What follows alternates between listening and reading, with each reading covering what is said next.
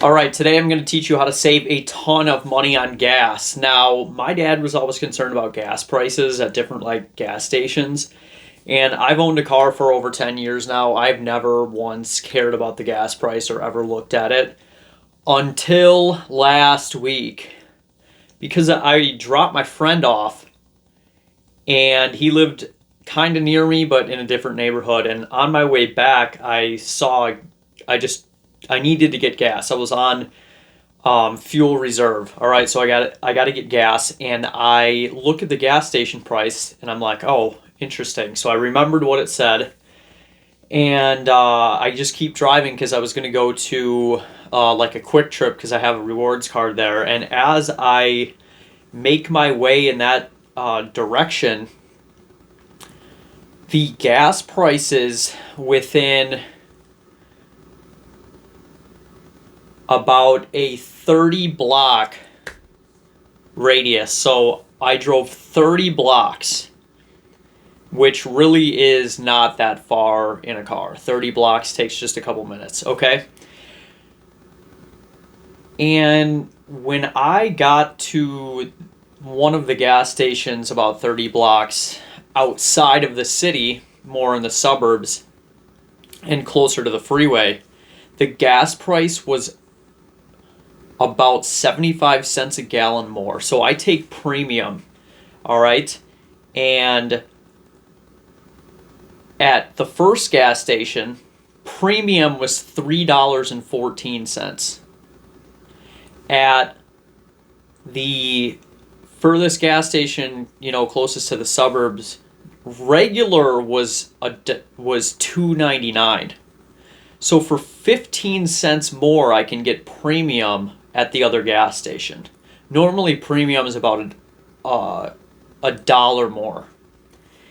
And I kind of did the math, so that meant premium was probably around $4 at that gas station. I didn't check, but just by not going to the one gas station close to the freeway and going to one of more of the city gas stations that was further in, like every single one, the price was changing. So $2.34 for regular was one of them, and then it went up to $2.47, like $2.50 something, and then the last one was $2.99 and per gallon for gas. Okay, so tip number one, if you want to make more money and keep it, choose which gas station. Be aware of how the gas station prices in your city work.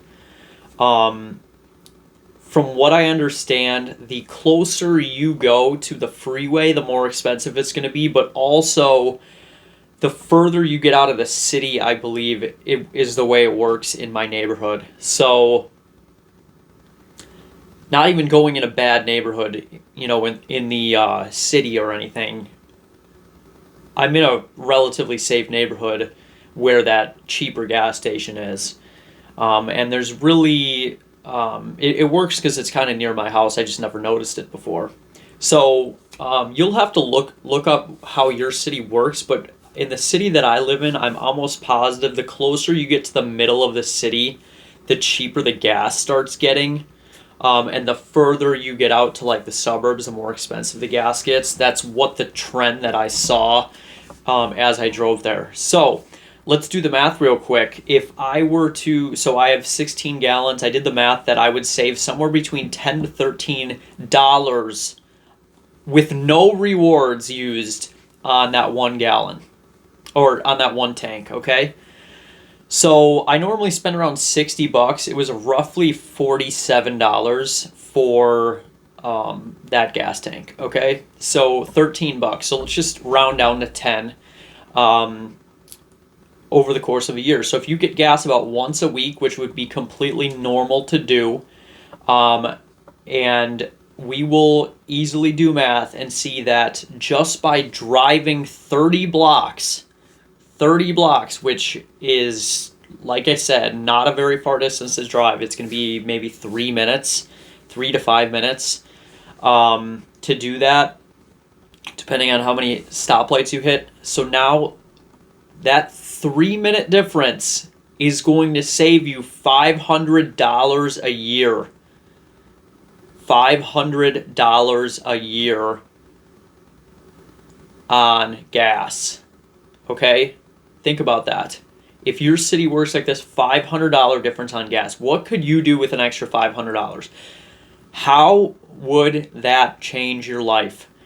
Honestly, what you could do is you could take the price that you were going to spend at the original gas station, and whatever the difference is, just say it's like $10 or something. $10. Okay, cool. $10. I'm just going to take that out of my bank account and put it in the stock market. Okay, every time I fill up gas, $10 into the stock market, because you're saving that money and now you're capturing it and then maximizing its potential.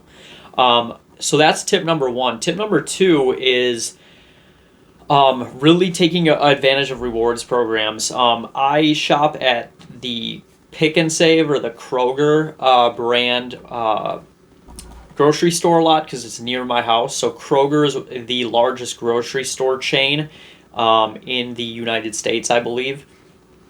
And so what they have on their app, I think they have Kroger, Metro Market. They have a bunch of umbrella companies on them, a bunch of umbrella companies that you can look. But on their app, you get fuel points, okay? And the fuel points, I believe let's just say it's $1 a point.